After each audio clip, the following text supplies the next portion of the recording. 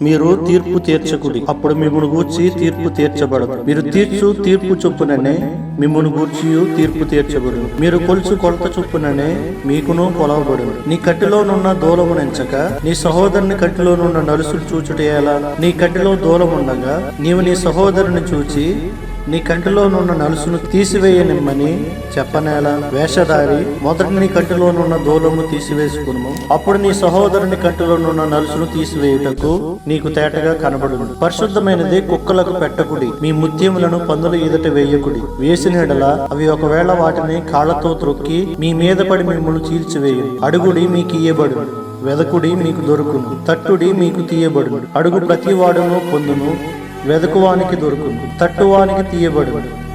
మీలో ఏ మనుషుడైనను తన కుమారుడు తన్ను రొట్టెని అడిగిన ఎడల వానికి రాతినిచ్చున, చేపను అడిగిన ఎడల పామునిచ్చున? మీరు చెడ్డవారై ఉండి మీ పిల్లలకు మంచి ఈవులనియే నెరిగి ఉండగా పరలోకమందున్న మీ తండ్రి తన్ను అడుగు వారికి అంతకంటే ఎంతో నిశ్చయముగా మంచి ఈవులనిచ్చును. కావున మనుషులు మీకు ఏమి చేయవలనని మీరు కోరుదురో అలాగుననే మీరును వారికి చేయుడి.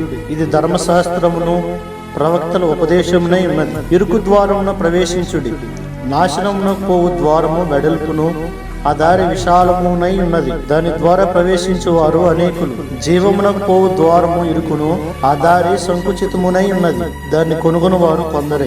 అబద్ధ ప్రవక్తలను గూర్చి జాగ్రత్త పడుడి. వారు గొర్రెల చర్మము వేసుకుని మీ వద్దకు వత్తురు, కానీ లోపల వారు క్రూరమైన తోడేళ్లు. వారి ఫలము వలన మీరు వారిని తెలుసుకుందురు. ముండ్ల పొదలలో ద్రాక్ష పండ్లనైనను పల్లీరు చెట్లను అంజూరు పండ్లనైనను కోయుదరా?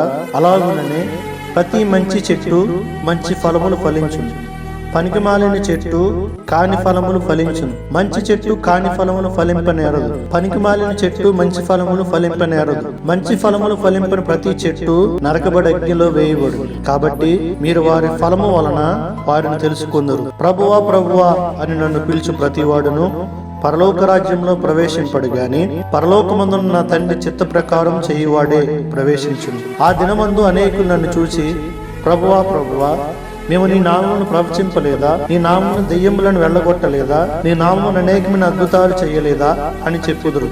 అప్పుడు నేను మిమ్మల్ని ఎన్నడూను ఎరుగను, అక్రమం చేయువారులారా నా యొద్ద నుండి పొండని వారితో చెప్పుదును.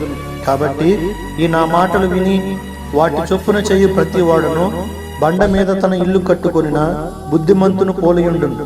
వాన కురిసెను, వరదలు వచ్చెను, గాలి విసిరి ఆ ఇంటి మీద కొట్టెను, గాని దాని పునాది బండ మీద వేయబడును గనుక అది పడలేదు. మరియు ఈ నా మాటలు విని వాటి చొప్పున చేయని ప్రతివాడు ఇసుక మీద తన ఇల్లు కట్టుకున్న బుద్ధిహీనును పోలియుండును. వాన కురిసెను, వరదలు వచ్చెను, గాలి విసిరి ఆ ఇంటి మీద కొట్టెను, అప్పుడు అది కూలబడి దాని పాటు గొప్పదని చెప్పాను. యేసు ఈ మాటలు చెప్పి ముగించినప్పుడు జనసమూహంలో ఆయన బోధకు ఆశ్చర్యపడుచుండిరి. ఎలయనగా ఆయన వారి శాస్త్రుల వలె కాక అధికారము గల వాని వలె వారికి బోధించెను.